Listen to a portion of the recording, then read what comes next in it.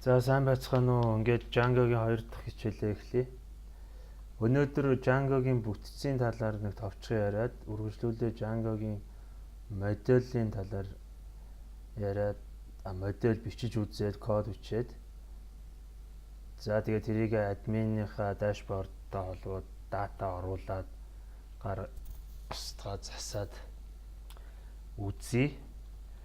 За ингээд Django-гийн бүтэц гэх юм бол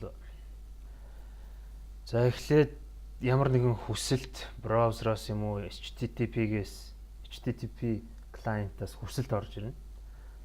За хүсэлт орж ирээд URL dispatcher яар дамжаад ямар веб руу очихоо мэдж аваад за тэгээд веб руу очно.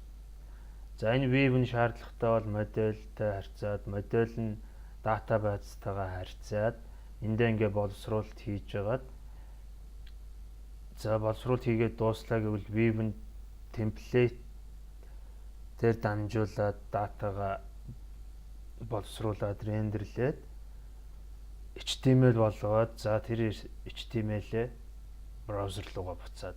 За энэ дунд middleware гэдэг бас нэг давхар байх хэрэгтэй. Яг нь хамгийн ихэнд бас нэлээ өргөн ашигладаг. За хамгийн энгийнээрээ бол ерөөсөө л нэг ийм зүйл байгаа.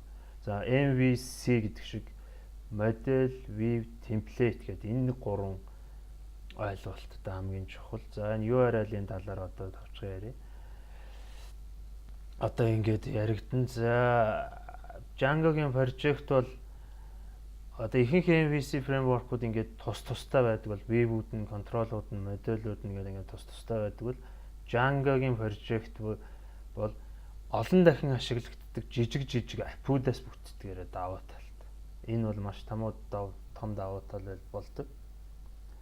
За олон дахин ашигладаг аппууд байна гэдэг чинь одоо ерөнхий зориулалттай апп хийгээд GitHub дээр ч юм уу ингээ open source тавьчихад тэднийг нь ашиглаа явдаг. Маш олон тийм ашигладаг аппууд байгаа. Тэднийг ингээд явандаа ашиглаад үзүүлээд явна. За тэгэл аппууд нь яг одоо саяны дурдсан юмнуудыг бүгдийг агуулад өөрөө бие даагаад ажилдаг. Нэг л юмыг сайн хийдэг. За URS file байна, за темплейтүүд нь байна, тагууд нь байна, темплейт фильтрүүд нь байна, view нь байна, модель нь байна, ингээд тустай ажилдаг юм. Энэ бол одоо Django-гийн маш том давуу тал. За одоо ингээд кодонд оръё. За шинээр project үүсгэе. За энэ хичээлийн турш одоо санал асуулга авдаг ийм төсөл хий гэж бодлоо. Асуулттай, хариулттай тэгээ саналаа тоолоод санал өгөөд ингээд явдаг. За одоо ингээд яг энэ file project гэдэг энэ фолдерыг бол одоо Django дээр project гэж нэрлэдэг. Төсөл. За анх төсөл үүсгэхэд нэг ийм 4-5хан файлтай үүсэж байгаа түрүүний юунд хэлсэн. За dispatcher гэдэг нь юу юм бэ гэхээр энэ. За эндээс админаар хэлсэн байх юм бол админ руу яваа гэж заадаг. За энэ дэр жишээ нь индекс руу орж ирэх юм бол ингэж за блогоор хэлсэн бол ингэн гэдэг. Documentation бол маш сайтай. Django. За одоо түрүүчийн ярьснаар application жижиг аппууд үүсгээ явдаг гэж ярьсан. За эхний аппаа үүсгэе. Ямар апп үүсгэх вэ гэхээр за аппуудаа apps гэдэг нэг фолдерт хийж би ер нь явдаг. За тэр нь цэгцтэй амар байдаг. За энэ фолдерыг Python-ы package болгохын тулд энэ 2 доогуур зураас init file гэсэн файл үүсгэх хэрэгтэй. За энэ файл руу энэ рүүгээ орж байгаа. За manage file-аа start app гэдэг команд өгч. За ингээд app-ийнхаа нэрийг зааж. За fall гэдэг app үүсгэлээ би. За одоо энэ дотор юу үүсэж вэ гэдгийг харъя. За admin file бол одоо admin-ийн дашбордонд нэмж бүртгүүлэхэд хэрэглэн. За модулууд нь бол одоо өнөөдөр яригдах зүйлс. За view нь байна.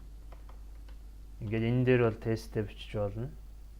За тест view-ийн талаар өнөөдөр ярихгүй зөвхөн моделийн талаар ярина. За энэ migrations гэдэг ингээд нэг ийм бас хоосон фолдер байгаа. Энэ бол одоо database-ыг модельтэй нь яг sync хийж явах ийм migrate файлуудаа энд хадгалдаг. За модель гэж юу юм бэ гэхээр Django дээр бол одоо за дээхний үед бол бид нэр код өчтөө SQL-ээ өөрөө бичээд тэгээ датагаа авчирээд ингээд ажилтдаг байсан бол Django дээр ORM гэдэг одоо ойлголт байна. Object Relational Models билүү дээ. За энэ яадаг юм бэ гэхээр энэ дээр ингээд за модель дээрээ яг одоо энэ төсөлдөө ашиглах одоо цаана объектуудаар ирнэ тодорхойлж өгнө гэсэн. За би бэлдсэн байгаа кодоо шууд хуулаад тавьчих. За та бүхэн бол ингэж хуулж тавих бол дими өөрсдөө яг бичээд яваарай.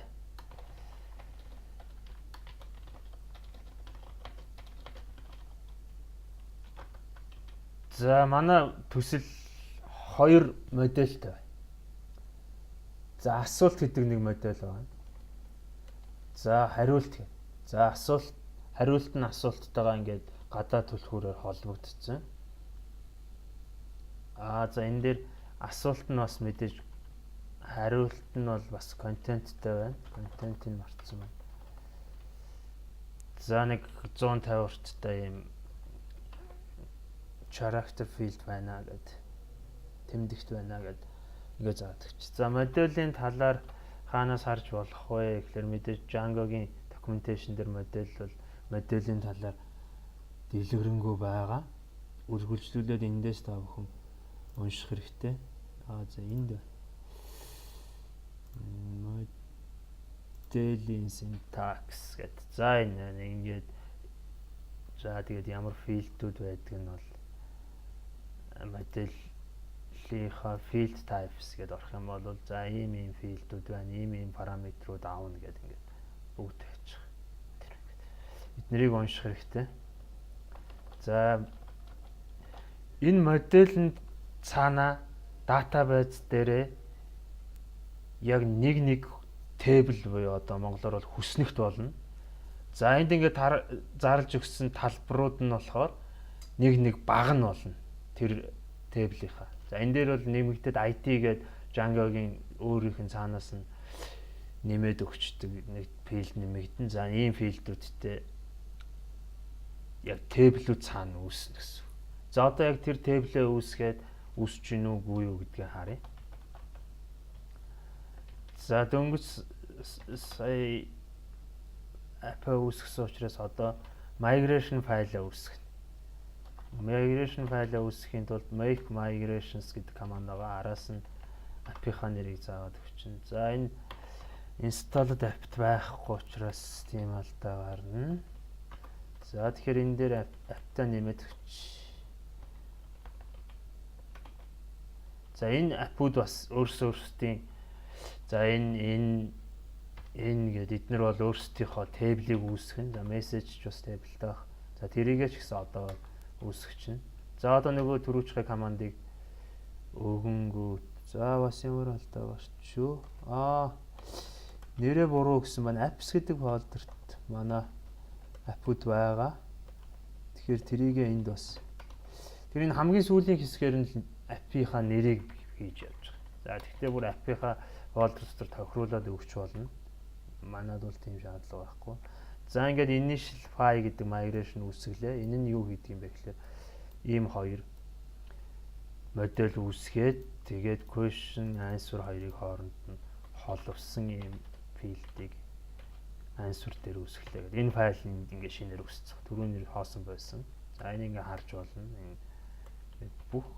За ингээд одоо төслийн явцад бааз өөрчлөгдөхэд санаа зовох зүйл юусоо байхгүй. Тэг 2 гэдэг файл үүсэл ингээд өөрчлөлтүүдээ өөрөө хадгалаад явчихна. Энэ migration 1.7 дээр шинээр орж ирсэн. Өмнө нь бол тийм бас open source app ашигладаг байсан. South гэдэг. За одоо migration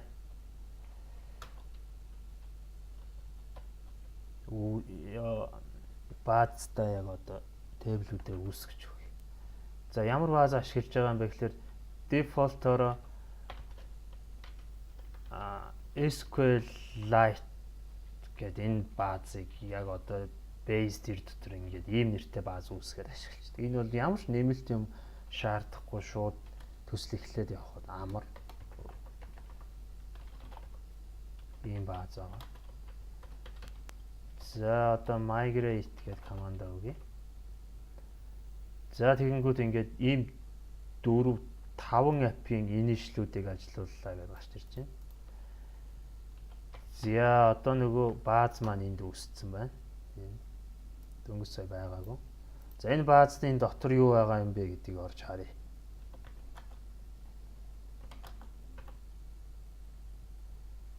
За help-ийн ямар командууд байна. За ямар тейблүүд байна гэдээ харъя. За тэгэхээр энэ out-аар ихэлсэн нэлээд олон тейбл байна. Эднэр бол одоо Django-гийн out гэдэг тэр contrib app ашигладаг. За энэ админийнх нь логин байна.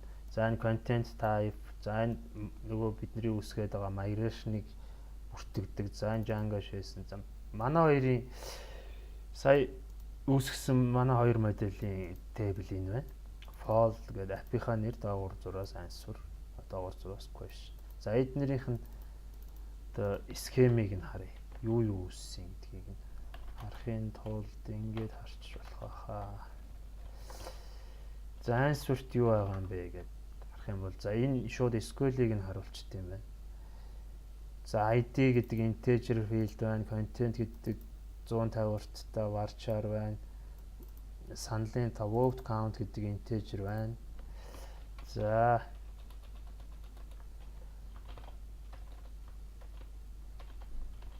question ID гэж бас байгаа тийм. Энэ нь poll question руу заасан юм point key гэдэг юм байна.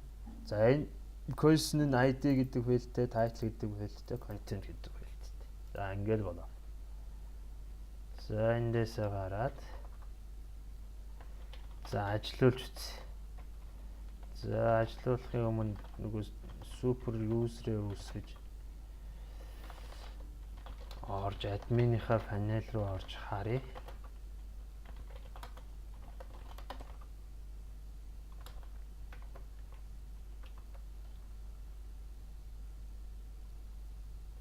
За ингээд индекс дээр нь юу ч байхгүй бол ийм юм харуулчих. За админ руу н оронгууд. За энэ админаар ихснийг админ contrib руу шилжүүлээ гэдэг URL spider зааж өгсөн байсан. За ингээд энэ рүү ороод ирчих. Энд одоо group user гэдэг энэ authentication app-ийн юм фильтрүүд юунууд тэблүүд харагдчихээн. Модулүүд. За энэ рүүгээ яаж бүртгэх вэ гэдгийг одоо. За саяны админ панел руу энэ модулуудаа нэмээд тэгээд энэ модулуудаа дээрээ өгдөл оруулаад ингээд шалгаад үзье. За тэгэхээр тулд энэ admin file дээр байгаа файл дээрээ л одоо admin site register гэдэг функцийг дуудаад болоо ирсэн. Answer. За энэ хоёрыг ингээд за импорт руу оруулж ирж байгаад ашиглана. За ингээд. За ингээд өгчөнгүүт одоо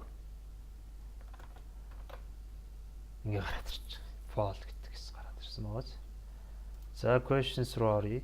Юу ч байхгүй байна. За нэг асуулт нэмье. За ингээд хадгалангууд нэг объект орж ирж байна.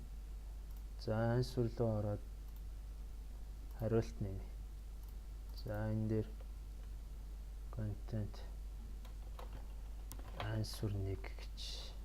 За ингээд яг нөгөө нэг филдүүд гарч ирж байгааг та нар анзаарч байгаа. За ингээд answer object, question object гэхээр нэг жоох онцгүй байна тийм үү. За энэ ингээ ажиллажлаа. Энийг яах вэ гэхлээр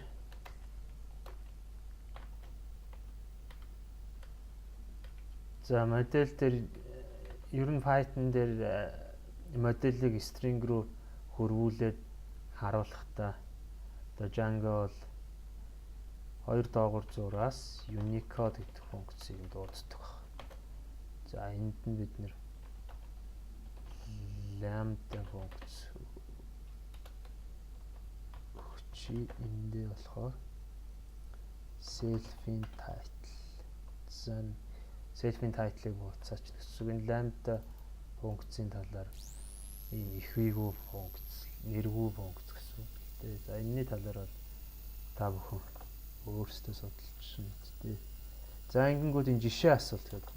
Энэ title-ыг буцаацсан болохоор жишээ асуулт байна. Контент юу юм гэдэг нь мэддэхгүй байснаас энэ дээр. За энэ дээр бол контент гэдэг хүч. За ансварлуу оронгууд ингэ контент. За ямар юуны question-ийн юм бэ гэдгийг нь бас харуулчих зүгээр юм байна.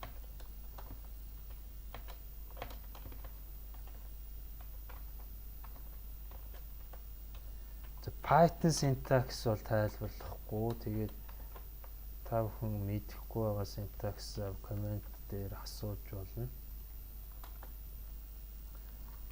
Google дээр тэгээ өөрсдөө харчин үз. За энэ дээр ингээ Unicode байхгүй байна гэж байна. За ингээл өнөөдөр ер нь болъё гэж бодож байна да. За дараагийнхаа хичээлээр энийгээ яг view-ээр дамжуулаад template-нээр харуулж үзье. За тэгээд би энэ кодоо GitHub дээр ийм URL дээр тавьчихсан. За энийг хичээл хүртэл баяртай.